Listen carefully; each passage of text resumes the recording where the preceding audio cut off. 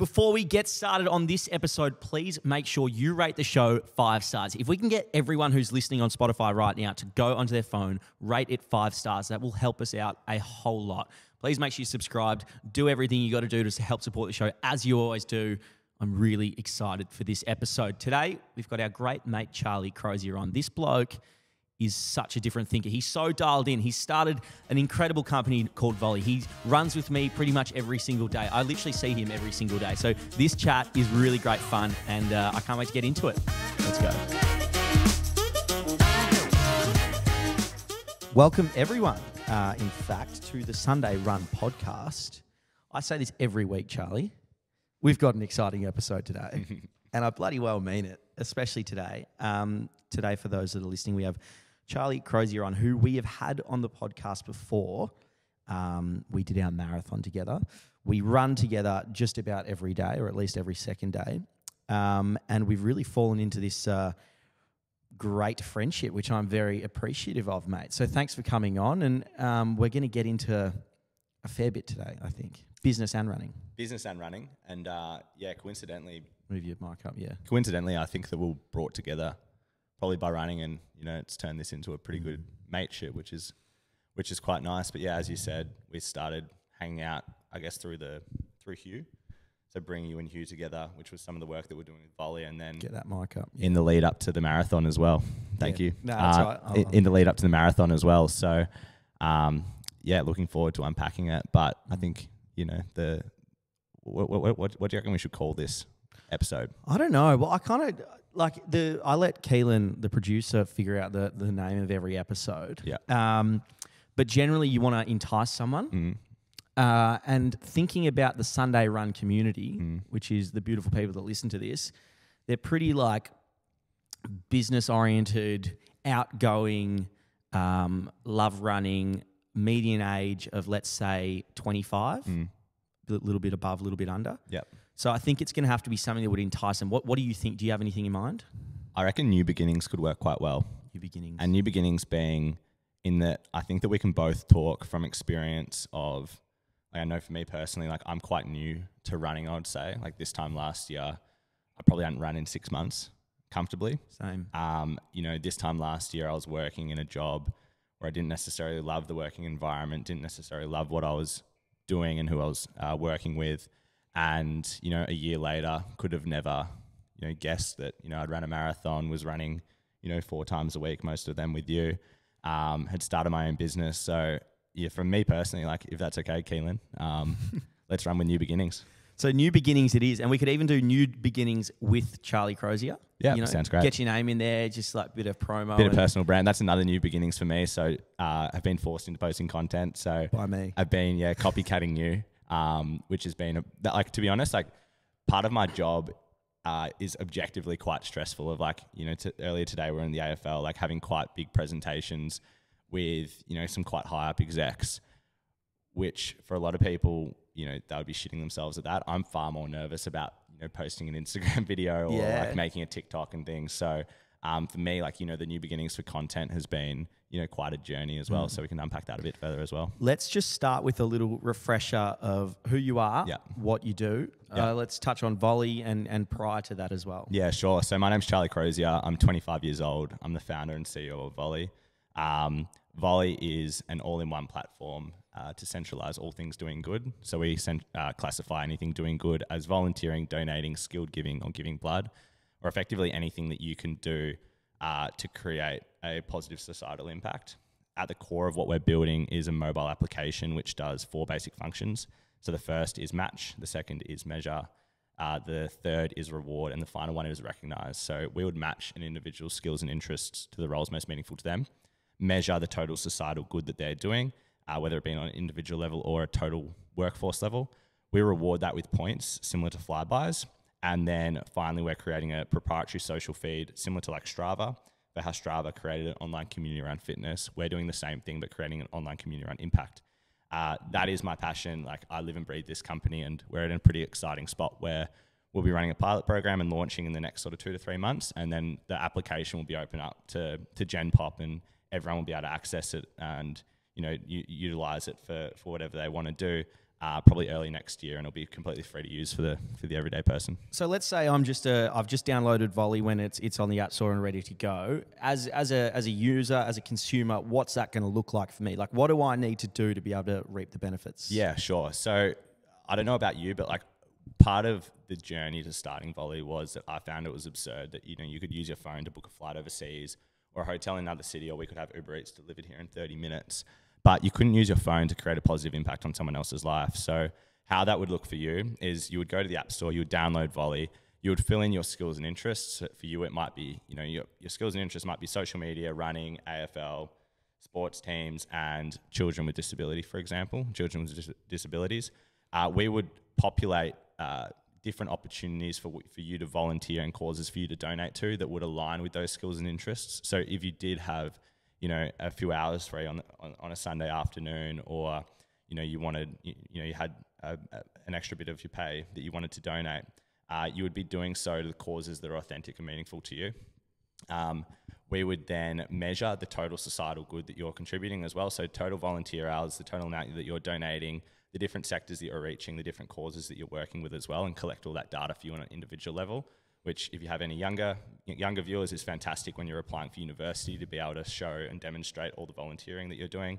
And then a follow on that as well is like when you start to apply for, you know, jobs and whatnot, to show that you're community minded and you're creating a positive impact in the community is super valuable for putting your name forward for that as well. We would reward you with points similar to Flybuys that were redeemable in a number of different global leading brands. We're really wanting to make the reward store quite cool. And so I'm not sure if I'm jumping the gun here, but part of the thing that we're pitching to the AFL is like, you know, you'd go down, you'd volunteer at some of their the charities that they align themselves with and get AFL tickets eventually. In the earlier days, it would more so be, you know, getting T-shirts from local merchants. It could be a free coffee. It could be a record from an artist, and then, you know, things like that. And then finally, the recognition piece is like a proprietary social feed. So we'll have like a feed in Volley for all things doing good. So one thing that's beautiful about Strava is that, you know, you go on, you go for a run, you press play, and you get all the physical attributes and benefits. But as soon as you press post, Louie sees that, you know, I press post, Louie sees that, and he goes, shit, Charlie's gone for a run. I need to go for a run.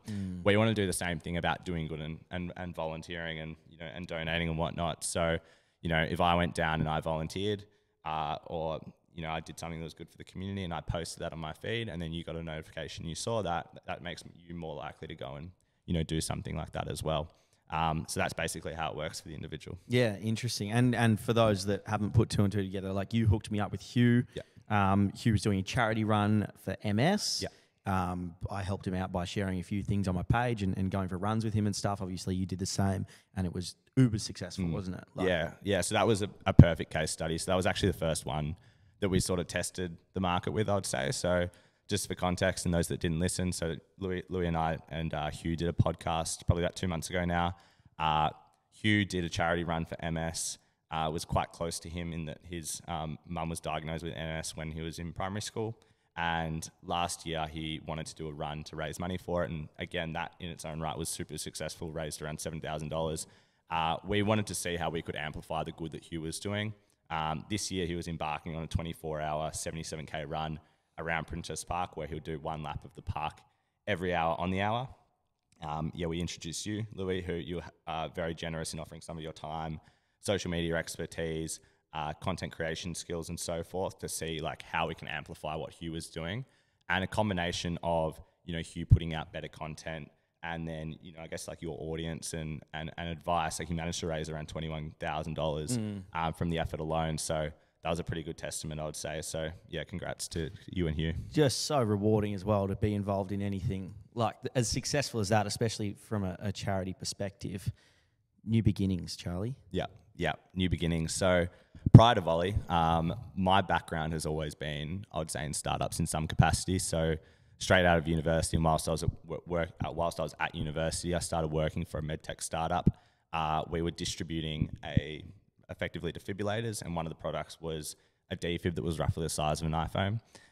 Then I went on to working in a finance company, a property company, and then more so recently, or subsequent to that, found my niche in consulting and was like working with blockchain companies as well, which is like where I do have like a passion is like in that Web3 space.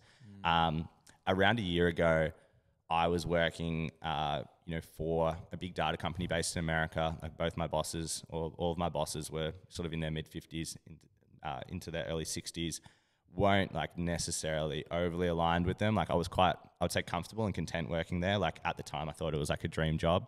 But I'd say like being like content with something is probably the worst place that I reckon you can be, because if you hate where you're working, you're likely to leave. Like if you love it, fantastic, like stick with it. But if you're just content with it, like, you might go through paycheck to paycheck, you go through the motions.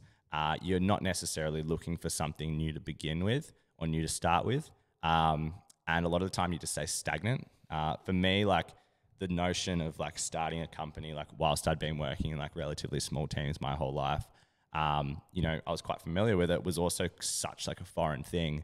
And the idea of like creating, an app of all things, just seems so hard and so far away. But so far away. The simplicity and the barrier to entry these days, I would say, for starting anything is so low. And yeah, I'd love to unpack, how I got started as well. And like we didn't cover this in the brief beforehand, but I'm also really interested to dive into, how you got started as well, because I'm not sure if you've covered it on the podcast, but I'd like to get, scratch the surface a little bit about what you were doing before you were, Louie Phillips, and this was your brand. Like when you were, I think you worked at a few companies before here, and AFL. AFL. Like there you go.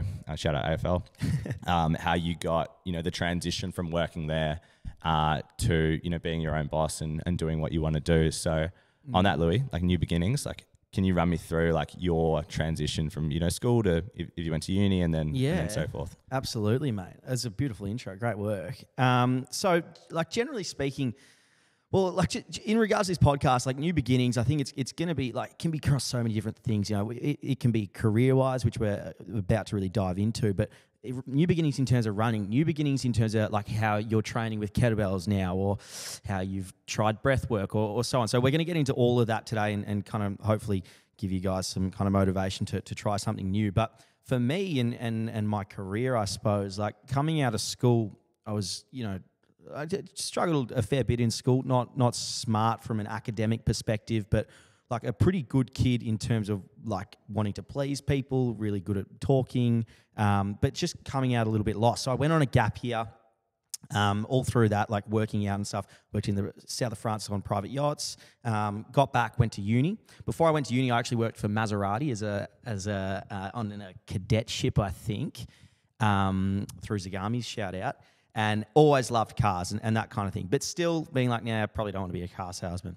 Got to uni, agribusiness, it's like farming business, being like, I have no clue what I want to do, and it's certainly not in this realm, but I'm just going to try and tick it off anyway. During uni, I started working out with Gab, and we were hitting the gym, and whilst doing that and whilst making a lot of gains, we're having people message us, can you help me out with this? Can you help me out with that? He was particularly keen on the programming side. I was particularly keen on the apparel side.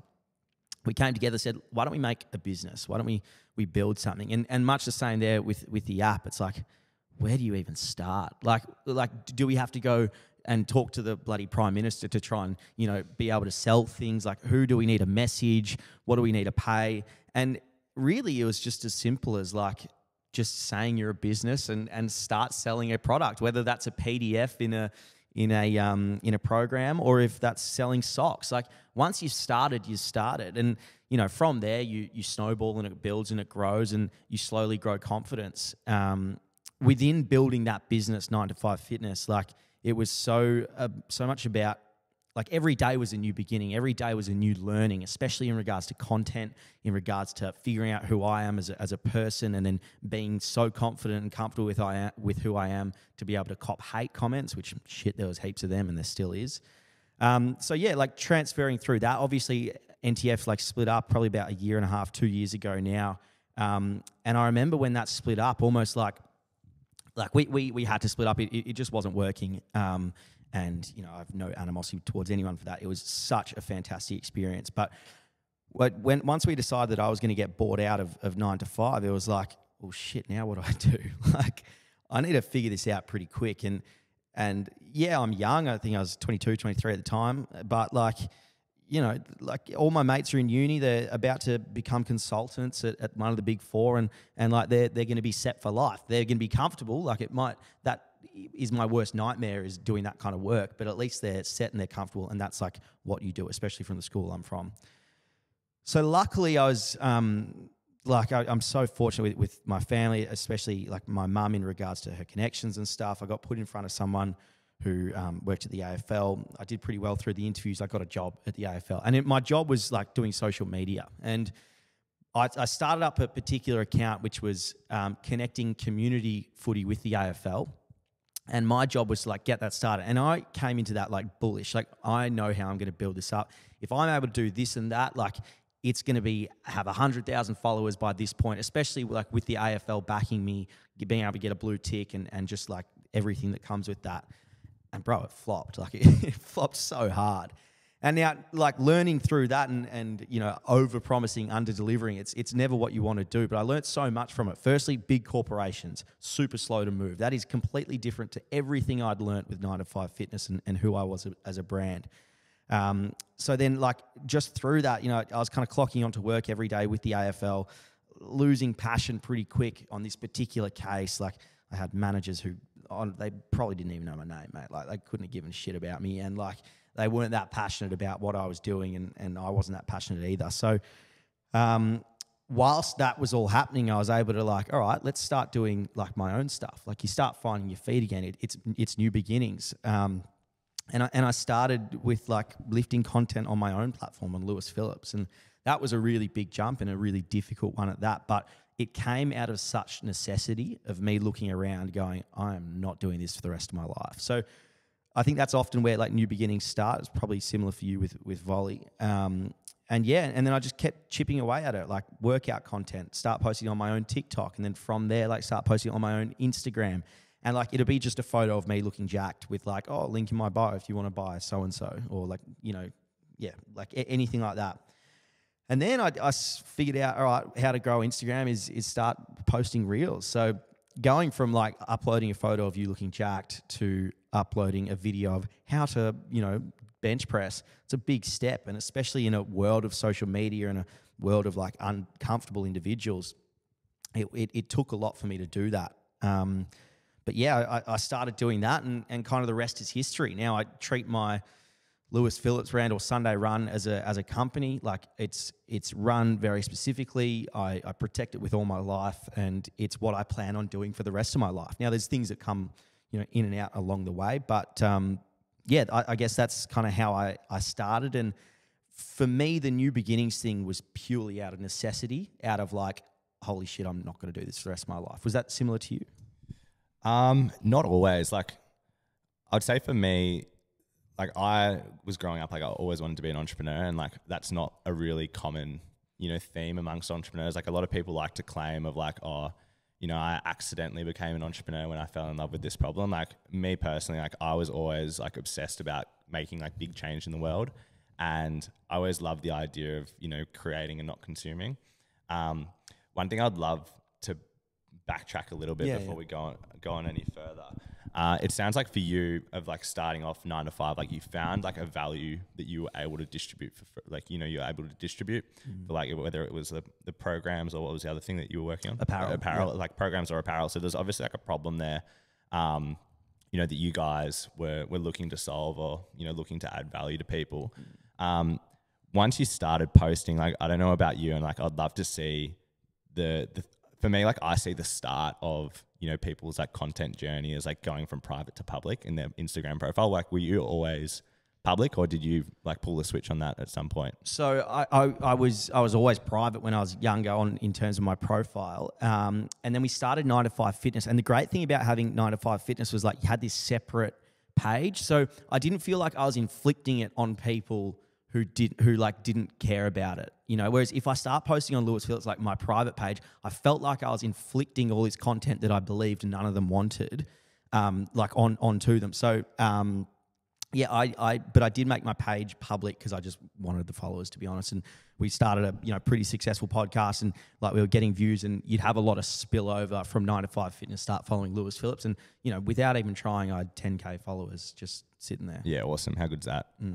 Yeah, so for me, like that was actually, I'm going to say like the genesis of a new beginning for me was switching my Instagram profile from private to public, and that sounds like so small. But that was also like so daunting. Like I think I had like, 250 or 300 followers that I had sitting there dormant that I hadn't accepted, that I hadn't followed. Yeah. And so like once I like clicked that button, it was like, okay, like I'm going to start looking at taking this seriously. And it was probably like 6 months, 9 months after that I, started hanging out with you, and I started, posting a little bit more and, build up the courage to do so. But, I would say that was like a baby step, but that in hindsight was like one of my like biggest achievements. And like, I'm not an influencer. I don't post content. But, not yet, he's not. but like that small point was just like such an easy thing for me to do. So like, I know I'd been dabbling with it or like, toying with the idea for about a year and a half, like a year of like, okay, like I need to like build up my personal brand. Like I need to start posting content or whatnot. And when at the time, like I wasn't ready to make that leap because it was quite daunting. But something as small as like just going from private to public, like set me on that path. Yeah, it's interesting. It's such a hard jump, and I see exactly that with friends and with family as well, in terms of like wanting to be involved in my content, wanting to be part of it, but then like too scared to go on public. And it's like, well, I'm not going to force someone to go on public, but it's like, well, dude, you can offer a lot just by going on public. Like all these. For instance, I'll put Steve on my story, and like he's my housemate. I think he's still private. I'm not too sure, but and then he'll screenshot, get like 300 followers from like people trying to follow him. I'm like, why don't you just go on public? Like they know you're gonna post anyway. But that is the hard jump, and I suppose I mentioned it in our podcast with Hugh, where I was so impressed by how he just took this jump into posting content, and it's like, as someone who's posted before, like, I know how daunting that is. And I would imagine, much like learning a language or like learning new things in life, it only gets harder as you get older. So I was 19, 20, 21 when I first started posting content. And like, it was difficult, but like I took to it like a duck to water eventually. Whereas being 24, 25, like that's going to be a whole lot more difficult. So I always found it really impressive. Anyone starting out, like who is posting content, reaching out to people, learning how to do it, and you just start respecting the industry a whole lot more. Yeah, well, I think Hugh, because he did have such this, passion behind him and such like an intent to make a difference with the fundraiser, it sort of came like quite fluidly, and he, took that and ran with it. But yeah, like I'm 25, like I started, posting, and I've only posted about, 6 or 7 TikToks or whatnot. So still very new to the scene. I found the same thing. Like the first one was by far the hardest, and like making that leap, I literally had to break it down. And to be honest, like I had completely had my hand held. Like I was messaging you, I was messaging, our mate Nath, I was messaging Ella. I was like, trying to find content, like doing the voiceovers, like working it all out. And like for me, like just that first video, like I don't know, it took probably like 3 or 4 hours just to get it over the line. But from that, like, you learn a little bit and you look back at it and you're like, oh, in hindsight, it wasn't that great, but at the same time, like it's just like, a run on the board. And now, like, I'm off to the races. I'm pretty comfortable. You're off to the race. Well. Yeah, you're off to the races. But then there's also that thing of like, just wait until you have a video blow up. Like I remember when I was first starting out, it's like on 9 to 5 Fitness, like you upload a few videos, they get like, 3 to 10,000 views, which felt great. And then you have one get 300,000 views, and then you get, 30,000 followers, let's say, or less, let's say 10,000 followers from it. And it's like, oh, that's why we do it. And then you're hooked. Like, then you are always going to be chasing that high. Like, you are always going to be looking for that first time your video blew up. And then it just like, it adds legitimacy, which I think is a really big thing, especially in social vibes. Like, legitimacy is everything. And we have all these constructs in our head of what's cool and what's okay, what you can post, what you can't post. And once you start breaking those down, then, it's all worth it. Yeah. And you had like quite a few progressions. Like you said that like quite early on into the 9 to 5 journey, you rocketed to 10K followers or whatnot, which is like an amazing effort, like far more than I have. Like, did you stay at around that level? Because I want to delve into this further and just, I don't think I've ever told you this story, but you know, Nath Freeman, who's one of our really good mates that I was mentioning before, I think he was on like your podcast a few weeks ago as well. When you were blowing up, we were screenshotting your following count and sending it to one another, and it would be like, oh shit, Louie went from 10K to 30K and he went to 70 and he's 100, and like we were following it like within a few days, and it felt like it just was parabolic, which was incredible to watch. But at the time when we were watching that, like that felt so unachievable to me. And that's not necessarily like, you know, there's other secondary benefits of me making the content. Like I think that it's like a life skill, like it's valuable, it's transposable to volley, which, you know, are my preliminary intentions of doing so. But at the time, like that, you know, sort of growth or following felt so unachievable to me. And like since I've started hanging out with you, like it really doesn't. Like I think it just like from my perspective of like third party, like it just boils down to consistency and, you know, what it started with 9 to 5 of just like, you know, trying to provide value and thinking of different ways that you can do so. Mate, bang on. Yeah. And it felt unachievable to me before it happened. Now, you know, during that, like you and so many people were messaging me about it. I was getting so many messages like stop buying followers and stuff. Categorically, I've never bought a follower. They were not bought. But then on the same thing, like when followers start going down, people are so stoked to see it or just like, like I fucking told you. But like that thing of that growth, it's so achievable and so not easy to do, but it can be done quite simply. Like if you are providing value, then people will follow you. And I forgot who it was. Someone told me like it was my coach actually. I have a like sports and exercise scientist who's a coach, and I see him once a month. And he was saying we were talking about business, and he was talking about how like provide so much value to someone that they feel like they're taking, like they're kind of robbing you, you know, like he's like, if I can provide all this value where people are like, geez, this guy lets me follow him for free, like then you're gonna get followers anyway. And that's why, you know, my views are probably a little bit lower right now. My followers are going down a little bit. I'm so, to be honest, like stoic about it. Like I couldn't care less. Like it's not ideal, but I'm not worried because I know exactly what I need to do to get that back. And I know I can provide more value than I ever have before. And eventually those followers will come back. I will get more, you know, I'll like get more kind of engagement and I can grow again. So it's super achievable. The content thing is like the quicker you can stop caring what people think, the quicker you are going to grow. And that's still something I struggle with, especially meeting new people, like meeting a new girl, meeting like friendship groups and stuff. And it's like I forget what I do for a job sometimes, and then I'll be on a night out. Let's say I'm introduced to someone. It's like, oh, fuck, like I'm a fucking loser influencer. Like that is so embarrassing.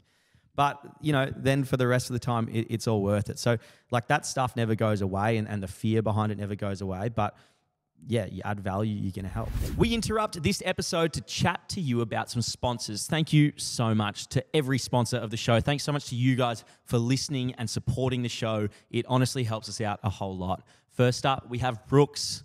You guys know I love Brooks. Brooks started with me early days. It was kind of just as my social media was picking up, and they spotted me in the market and said, Louie, we want you to wear our shoes. And I hadn't worn Brooks much before. They showed me the way. They showed me what a good pair of shoes feels like on the feet, and I want you to feel the same. So make sure you go and check out Brooks, pick anything up, and if you do so, send me a photo because I absolutely love their shoes. I'm currently running a lot in the Ghost 14s. They've got some elite colorways, and you should really check them out. Next up, we have Before You Speak Coffee. Thank you to Before You Speak Coffee for getting on the podcast. You guys are legends. And it actually works out really well because I froth their product. Like coffee is incredible, but coffee that tastes good is even better. They have these mocha sachets at the moment. I put them in a mug, bit of hot water, a dash of milk, and it tastes like the most elite mocha. It's like 15 calories or something. And I just kind of pump them throughout the day. Not going to lie, I'm on a calorie deficit at the moment, so a lot of caffeine is necessary. Please go and check out Before You Speak Coffee. Cheers. Let's get back to it. I guess it's like just holding you back. Like I know for me personally, like I announced Volley on my LinkedIn probably 6 weeks ago now. And then it took me about 2 weeks after that to announce it on Instagram. Yeah. Which is I protect, like I see like Instagram as my mate. It's like LinkedIn is more so like my professional connections or whatnot. And it was the same sort of thing that I think you faced early with NTF of like not wanting to, you know, bomb your mates with stuff that they didn't necessarily subscribe to. And I think it's a little bit of like that tall poppy syndrome-esque as well, of like being like fearful of what others will think. But just on that, like somewhat controversially, like I think tall poppy syndrome is absolutely bullshit. And like the reason being is that like it actually popped up like a few weeks ago as well, like when I was listening to a podcast, and I think it was a UK-based podcast, maybe Stephen Bartlett or Frankie Lee, and they were referencing that, you know, Australia has like a really bad case of tall poppy syndrome. For those that don't know what tall poppy syndrome it is, it's effectively when someone tries to, you know, differ from the pack, that everyone else tries to cut them down, and it's somewhat, you know, widely accepted as, you know, as gospel, I would say. Like I've always just sort of subscribed to that sort of view, and you know, throughout my whole life, I've always been like, oh yeah, Australia's got really bad tall poppy syndrome. It's bad for startups. It's bad for doing anything different. Like I'm supposed to, you know, go to uni, get a job, do this, repeat. And I had adopted that for when I was starting volley, and that somewhat held me back as well. Since I've actually started volley, my experience has not been any more different to that. Like I've had, you know, mates, you know, some of my best mates that we, you know, get stuck into each other nonstop, messaging me being like, hey mate, like I'm absolutely, like I'm stoked for you. I'm so proud of you. Like I love what you're doing. I've had people that I haven't seen for 4 years being like, hey mate, I just saw what you're doing on volley. Like fucking love it. You know, like the reception that it's received, for the business itself, because we are trying to solve some big world issues, but also just the notion of starting something new, has just been so like well received, and everyone like loves to see it. And like when I reflect back about other mates of mine that have started businesses in the past, like I've always been the first to be like, hey mate, like fucking oath, like love this, like awesome. so well done. But then as well, like Just get your mic up. Yeah, sorry. Then as well, like if they were like, say tall poppy syndrome was true, like at the end of the day, like what are you getting cut down with, and who's cutting you down? Like it's not your mates, it's, you know, not your family, it's not the people that you really care about. And what the fuck can they cut you down with? Like, is it words? Like they might take the piss out of you a little bit, but at the end of the day, like who gives a fuck? Like who cares? I totally agree. And what I found with it was a little bit different for me in terms of, it was very much to my face when I was playing footy and stuff, like just abuse upon abuse. But it was never from people who I cared about. The other thing is like the shit that I would ever cop, it was never to my face. Like I'd always hear it second removed, like, oh, so-and-so said this about you. And it's like, I couldn't care less. Like if he's too scared to say it to my face, like, and like expect all this shit is being spoken behind my back, but who cares? Like it's I don't actually hear about it, so just fucking keep charging on. And there's a saying that you shouldn't cop hate from, or you shouldn't take on board negative feedback from people that you wouldn't go to for advice. And I think that's, you know, exactly the same thing as that, of like, you know, if you're hearing it that such and so said this to this person, and then it's like, what, you know, 2 or 3 points removed from you, like who really gives a fuck, to be honest? Like if they, you know, aren't saying it to your face, and they, you know, they don't have your phone number, or you're not that good of mates that they're calling you up if they actually do think that there is a real problem there, you just shouldn't take their advice on board. And at the end of the day, it's just water off the duck's back, I reckon. Yeah, exactly. I put up a post a couple of weeks ago now, and it was like you would have seen it. Like it was screenshots of some of the like vile messages I was getting, like people telling me to go kill myself and stuff. And it's in the post I said like, it will never affect me, it will never stop me. Yeah. And one of the best things was my uncle commented on it, and he said, don't be worried about like when they're talking about like what they're saying about you, be more worried when they stop talking about you. And it's so true. Mate, I was thinking that, and that's super interesting because you sent me those screenshots before you made the post. Yeah. I didn't feel bad for you at all. Nah, I was fine. I was like, you know, whatever, like you'll be fine. Like again, like water off the duck's back. I actually felt bad for the people doing it, because I'm like, fuck, if you're there sitting in your room on like a Wednesday night and you think it's a useful time of, you know, it's a useful use of your time to message an influencer that you've never fucking met in your life telling them to go kill themselves. Like you, my friend, have got some big problems. Yeah. And I genuinely feel bad that for people that are in that situation, like I can't comprehend it. I don't understand what they're getting out of it. Like, I think the really concerning thing about those particular messages as well is like it's from kids. Like I'm very sure they're like 14. Yeah, and if you're now, I said some pretty vile stuff when I was 14. Don't get me wrong, but like I would never go out of my way, and like I didn't have that much like anger built up. It's really concerning. But I mean, look, that's for anyone that's going to put themselves out there, expect a little bit of hate. But if you're not getting it, then you're not making impact. So, like I say bring it on. 100%, and worth it in the long run for sure. Go ahead. I was just going to ask, and I might segment to the next point if that's okay, Louie. But in terms of like starting off NTF, so I can speak from Volley's experience, but before we delve into that, I'm keen to unpack your experience for starting something new, like, starting that business, starting posting, like just doing that fucking thing, like doing whatever the new thing is. How did you start going about it? And I mean, like day one of like, you had this idea, you saw the opportunity, like what do you actually do to like legitimize it but actually like, put pen to paper, and what did you start jotting down there? Yeah, as in terms of starting posting on socials, or in terms of like starting the actual business? I'm going to say more the business. Let's go to the business. Yes, well, like NTF and Sunday Run are two separate things, obviously, but like the way I've gone about them very differently. The thing is with the NTF is like I had safety in doing it with a mate, first and foremost. Secondly, like Gab's super driven, like super analytical, like just straight onto it, like really quick with everything. I just had to like plug up some areas and help out in different ways. And I brought different things to the business. He brought different things. But the beauty of it was like with NTF is first and foremost was a business. So I think similar to you, where it's like I wanted to be an entrepreneur my whole life. So like this was my route. This is how I was going to do it. And this is how I was going to be different from the rest to some extent.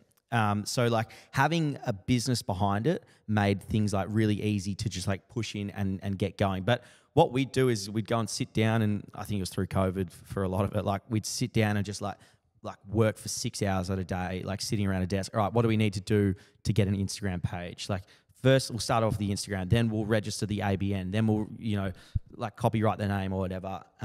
Right, now we got to think about building a website, and then we got to get photos for the website. And it was just like, chip it off. And we had this vision to work towards, and then, that vision is ever evolving, and then eventually you're there. With Sunday Run is a little bit different in that it was like, I was almost like it was social first, like I want to build my personal brand first. So, like I didn't really have a vision for that necessarily. Like I was like, I know I want to be something in the fitness industry or have some kind of like social relevance, but I wasn't sure what it was. So it was just like, right, I just need to like start chipping away and getting my face out there, getting views, getting people's eyes on me. And yeah, I was kind of able to do that. What was it like for you with Volley? Similar and different. So like, I think for you, the difference between you starting NTF specifically and me starting Volley was that you had someone to do it with from the start. And from what it sounds like, you had quite complementary skill sets to one another. I think from the point that's similar to NTF and to Volley is that we're both, I think, obsessed about what we were looking to build. And I think that that's like a really important place to start. Like, I wouldn't say, like, there was a saying in school of like, do what you love and you'll find a way to make money. And I think that that's, whilst, money isn't the single driver for starting a business, and it's definitely not for Volley, but like it does, every business should look to get to at least profitability so it's sustainable for the long run. But yeah, I think that for us, like when we were starting off, like the first thing that I had, and for Volley, it quite literally came to me in a dream. Like I know that sounds a bit bizarre, but I'd been like stewing in this sort of space of how to create a social equivalent of a carbon credit. Yeah, so to recap, like those that don't know, like a carbon credit is awarded when a company or individual removes carbon from the atmosphere. I was working with the data company in America, looking at ways that you could create a credit for positive human interaction with one another. Around the same time,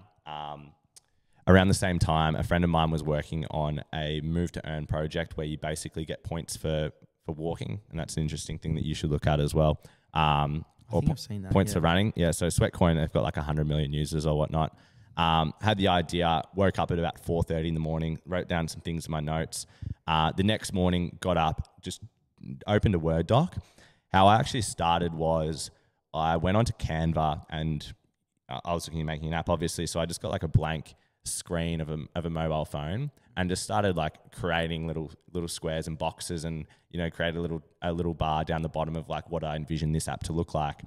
Still have them on my computer, and they look like, don't get me wrong, they look shit, but that for me was a starting point. And then from there I started to write down, this is what Volley does, this is the problem that we're solving, this is who it helps, as the very starting point. That landed me with like a 2-page Word doc. And the next thing I did was started to build out the wireframe. So like I did like the home screen. Okay, this is like the first page tab. This is our reward store. This is the social feed. Mocked them up in Canva as well. And then I jumped on an app called Otter AI. And what Otter does, it converts your voice to text. Otter's free to use. I'm sure there's a heap of other sort of similar AI apps as well. And basically what I did was just started describing what I was looking at on screen. So I said, okay, you open your screen to the home screen, you see the total impact of everyone in the world, you see your impact, you see your data, then you click this button and you go into the reward section. There's, a gift card here that can be redeemable for your points and so forth. And then just started jotting that down. And then, my next point was to make a very, very rough looking pitch deck. There's heaps of, nice accessible templates on the internet. I used one from the Founders Institute as well, which shows the different ways that you can structure it. From that, I just like extrapolated like a business overview, a problem, a solution, the market size, which was quite difficult to start with, and then like the product and some images from that, and then from there it was just a matter of pushing further, trying to build it, trying to make it look better. And for a few months, I was running around, just by myself. Like I included Nath Freeman like in the story quite quickly, and similar to me and you, like Volley actually brought us together. So like we knew each other before that. Like we became we were friends through crypto. I would say like didn't really hang out that much. Like would message every now and again, and I hit him up and I asked him to get a coffee for how something like this could help AFL players, because he was a player manager at the time, and we caught up for a coffee and he goes, mate, I love it, I'm all in, like how can I help basically? And so he got us into like Nike, the AFL, and a few other companies as well. But similar to you, like an integral thing for me was finding other individuals that were equally passionate about what I was doing. Yeah, that's everything. For the first 6 weeks, I was going around in circles. Like I actually quit like the past things I was working on. So within about 2 weeks of coming up with the idea and conceptualizing it, I wound down, the past commitments and the past engagements that I had with work, which was quite daunting at the time. And the hardest bit was definitely getting started. And the reason that I think it was especially hard was because it felt like I was doing it by myself. As soon as I had, Nath on board, and then another co-founder, Liam Higgins, things just started to move a lot quicker. And when you're in the trenches with someone who shares that passion, it like the time doesn't matter. Like doesn't matter if things are taking longer than expected, or there's it's more difficult, which inevitably will be. Like starting a business is fucking hard, but when you're sharing this passion, or you're sharing this common goal, and you're both equally, or all of you are equally as passionate, like it just becomes so fun. And I think it's something you mentioned to me the other day on the run, is just like assembling the right team around you is so important. Like you're really good at X, or let's say for me, like I'm good at social media. I'm good at making videos and getting eyes onto it. I'm not that great at let's say working on an Excel spreadsheet. So it's like, well, why don't we get someone who can do the Excel spreadsheet, give them a percentage, give them a pay or whatever, and then like they can handle that side of it. And it's like, as a group, you assemble the Avengers and you're so much better going forward. Yeah, it's and you were quite fortunate with your first business of having those complementary skill sets.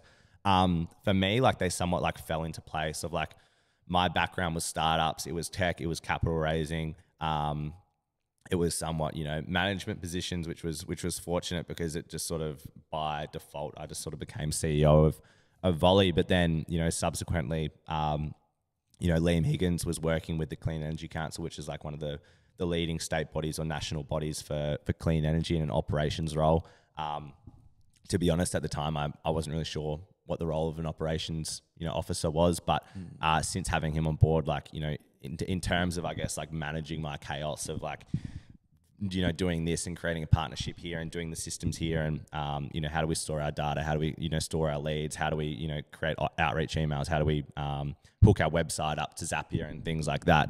He just took the lead with, which has been awesome. And then similarly, like Nath is like super well connected in terms of like both sporting and the brand scene, and I would say like influencers as well. So just like another string to the bow. And I think for us, like it was just, the reference you did of like the Avengers is pretty true, of just like finding mates that are passionate, one, doesn't matter if they're overly qualified, but like have complementary skill sets and are keen on, you know, honing in on the thing that they're good at.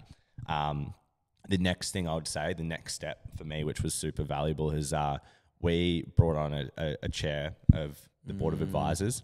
So having like an advisory board that are somewhat of your senior, for them to like act as part, you know, mentor, mentee, and having that relationship that also have skin in the game. So some ownership at the business has been absolutely integral to what we're doing. So we were very fortunate to start a conversation with a guy named Justin Andrews quite early in the piece as well. His background is that he was the general manager of Oakley in Asia Pacific, and then more recently the senior vice president of Luxottica based in New York.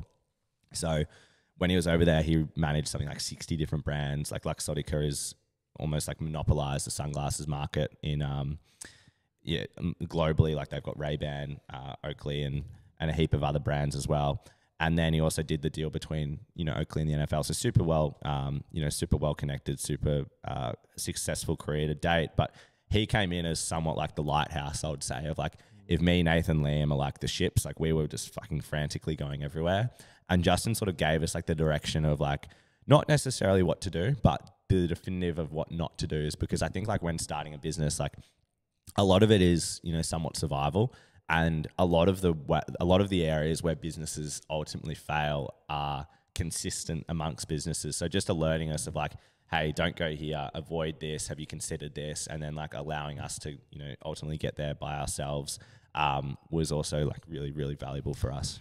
I want to get into like pitching and how to even go about that. Like I've never, you know, had to do anything like that, even, you know, speaking to people to get involved. I'm kind of going through that process at the moment, as you know. But I just want to, let's wind back a touch. And for those listening, like if you're looking to start a business, you know, New Beginnings, it's the title of the podcast. Like what's a bit of a step process, do you think, to getting your idea off the ground? 100%. So for me, like the further along you can take it by yourself, the better it is. Like it's easy to convince people that, you know, they're more likely to, you know, share your vision and see the value there. So for me, like as much as you can possibly do by yourself, I found quite valuable. For me, it was making a basic pitch deck of, as I said, there's heaps available on the internet. But more importantly, creating the visuals for that. Like if it is an apparel brand, like doing some mock-ups, like there's heaps of AI generators that you can create an apparel brand, getting some basic designs, and like, you don't necessarily have to cop the huge outlay of $5,000 of, you know, of samples, or $1,000 of samples, even if you just get the mock-ups and the designs done, and show someone that, just say, hey, I'm looking at starting this business. You know, they could be a mate, they could just be an acquaintance, like, but look for someone who has a complementary skill set that you think will buy into it. Don't necessarily go to them of like, or for me from experience, I've never gone to someone and said, hey, I want you to work with me on this. I've always gone to people with help. So with, you know, Nathan, it was looking for advice with the players. With, you know, Liam, it was looking for a potential introduction. Justin, we were just catching up with because he was quite connected in the Web3 space, and then later found out about what we're doing and called me up and said, hey, like, I want to meet for a coffee, get me involved. So like, it was more so just expressing, or like, you know, presenting people with what we were doing instead of, you know, dragging them in. And I think that would be like, you know, the very first step was just like, you know, start to, you know, create like incremental marginal gains of like, I was working on this thing, you know, it started off just after hours, and then it progressed to weekends, and then, you know, obviously wound down my other commitments. So it quite quickly became my full-time role. But if you're not in a position where you can make that leap, I'll just say, you know, start working on it, set aside even half an hour at the end of the day before you go to bed, of just trying to progress it a little bit each day. And then going from there, and then, you know, start just putting the feelers out. I would say, like, don't necessarily, like, you don't need a co-founder to get something off the ground. It does help a lot. One thing I would say is that no co-founder is far better than a bad co-founder. Yeah. And I think that, you know, can probably speak from experience there, but it's far better to have someone that you're aligned with. Or it's far better to have no one than someone that you're not aligned with, and not necessarily a bad co-founder, but having that, having that laid out, and then, yeah, just start verbalizing it, start talking to people, like seek validation for, hey, this is my idea. It's very early. It's a concept. Like, I don't have an app. Like, this is what it will look like. What do you think about it? Like, what can we change? And from speaking to people and actually putting yourself out there is actually the best way to legitimize and formalize what you're doing. But it also is like, you know, it breaks the scariness of it. And I think like a lot of people get stuck with great ideas in their notes. You know, they'll be in their notes of like, and I'm guilty of this. I probably had like 3 different business ideas that never made it out of my notes of like, I'll jot them down, I'll write it, and then like they'll sit in my pocket. I'll never tell anyone about them. The next is like, you know, you might be having a few beers with your mates and, you know, talking about stuff, and you present this idea to them and like, oh yeah, that's really good, mate. Like, and you never do anything about it. Again, can speak from, you know, experience multiple times on that. But like, I think all you have to do is just, you know, to start at the very least, make a Word doc, make a Canva doc, and just start writing shit down. And like at the start, it's not going to be right, but it's better than nothing. And that's how you get into it. You just have to make it start. I love that point you make about talking about it. Like if you start verbalizing it and getting it into people's mind, like then they're going to come to you the next week. Oh, how'd that idea go? Like if you're listening to this and you've got something on your mind and you're wanting to start it, I'd really recommend like just talking about it to friends, you know, like it's so important. And I know like a lot of people get quite protective of their ideas, and like I know I was for Volley as well, but like it's the only way that, you know, you're going to seek that validation. You're going to find out if it's a good idea. And like at the end of the day, if I told you about Volley a year ago, you're not going to drop everything and then go, oh, I'm going to start it. I'm going to start an app. Yeah. Like you obviously have the idea in your head. Like it's very, very unlikely that you're speaking to someone who's actually going to steal your idea. So I think that, you know, you have to not hold yourself back in these conversations, start verbalizing it, start, you know, putting your name to it, I think is important, and, you know, just start ticking away. What about starting an app? Like I'm pretty aware of like how, like that is, to me, it just seems so far away. Like where do you even begin with starting an app? Yeah. So what I was saying earlier, the barriers to entry these days of starting a business are quite low. The barriers to entry for starting an app are quite high, particularly when I'm non-technical, which basically means that I can't code it myself. But for me, it was just a gradual progression of, you know, I knew that, so I come from one of my past roles was capital raising for non-listed companies. So I was very familiar with, you know, raising money for equity in a business, and I knew that that was going to be a natural progression for us. So I knew that we had to get money to fund some elements of the build, but in order to get it to a point where it's good enough to raise money, we had to have something that we could show investors. So for us, it was a matter of working towards a thing called a clickable prototype, or prototypes of the designs. We worked really closely with a heap of awesome designers that helped us, you know, break down all the key different functions of the platform of the app. And then it was simple as transitioning like my very crude designs on Canva to someone who was experienced with Figma. And Figma is just like a more enhanced design platform than Canva, but it's quite cool in that it allows you to actually link in the different buttons to one another, and you can actually go onto the platform and click through it as you would a fully working app. So with that, it allowed us to, one, prove to the investors of what we were making. It allowed us to do user acceptance testing, or UAT, and 3, it allowed us to ultimately like pitch for money. And the next step from that is, you know, it's quite transposable in turning those Figma designs into an app. Like for us, we were originally looking at hard coding, which is, I'm getting technical here, but looking at doing something like JavaScript, which is like very, very technical, like long lines of code, quite time consuming, and in turn quite expensive.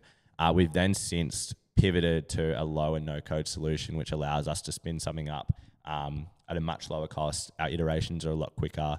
Our path to market is, you know, faces like a lot less resistance. And so for us, like it's been somewhat of a learning curve, but yeah, I was similar to you. Like it did seem like really unachievable, but it's just a matter of, you know, working towards and just being like relentless in like where you want to get it to. And yeah, I'm confident that like if you stick with something long enough, it's always going to work out. Yeah, exactly right. Do you ever get like in this, you know, you've come from this like working in consulting and in raising and all of that, very 9 to 5, very kind of rat race. And now you're doing your own thing. Do you get more comfort from doing your own thing? Like, do you wake up and go, oh, thank God I'm doing my own thing? Or do you kind of get a little bit stressed, like, shit, this needs to work out? Definitely a bit of stress, but I quite like the stress in that, like, I sort of wake up and I'm like hungry in that, like, fuck, I really need this to work. Necessity. It's a necessity. Like, I can't just go through the motions. Like, if I have a big weekend and I'm slow on Monday, that's not me being slow on someone else's time. Like, that's me taking a day away from the business. So it definitely adds its stresses, but it also, you know, has its luxuries as well of, like, you know, I don't have to answer to someone. Like, I'm working on something that I'm overly passionate with people I love, get to do what we want to do basically every day. Like, there are the, you know, the mononymous, like, accounting and legal and, you know, document creation and stuff, which, and like spreadsheets, which no one necessarily loves. But all in all, like, I wouldn't change it for the world. Like, I don't think that I'm probably the type of person that can be a cog in the wheel. Like, I'm quite out there. I'm quite, you know, stubborn in that, like, if I see something and I want to work on it, like, I'm just gonna do it. And like, a lot of the times when I have been working in companies, that's been great because our values have been aligned. But if for whatever reason they're not, I can't really tolerate, you know, being in an environment where I'm not 100% committed and 100% passionate about. So for me, like, you know, starting your own thing does have its added stresses. Like, I would say, you know, at a starting point, if someone's, you know, sitting in a comfortable job, like, at the very least, like, don't go all in if you know you've got enough cash in the bank for 2 months or 3 months and you think you're going to be able to live off it by that point. Yeah. But like, have it just as a side hustle and start it as that. And then as you can, you know, evolve, like, it might be something you do on weekends. You're still working your 9 to 5 and, you know, you have that commitment and that's very inflexible, which is fine. Like, you know, carve out an hour or two on the weekends, do that for a few months. If you get it to a point where you're starting to get some traction, maybe, you know, speak to your bosses and say, hey, can I wind down to 4 days instead of 5? And go from there where you're still like comfortable living off your salary from 4 days, and then introduce it like that to mitigate some of the stresses. Like, the way that I did it of, you know, literally had the idea and 2 weeks later quit everything was probably not the most advisable or recommended. That's the most Charlie Crozier thing I've ever heard. But I just packed up and quit. I literally had like, I couldn't think of anything else. Like, it was like, since then I was basically obsessed with what we were creating from day one. And I just had the most crystal clear vision of what it would get to and like what it could be, and, you know, how it would change the world ultimately. So like, for me, like, you know, it was keeping me up at night, and, you know, it was I guess the best thing I ever did. But yeah, I would say that, yeah, a few different angles there. But so new beginnings, I mean, we've done very business based stuff, and we'll go in and out of the business stuff.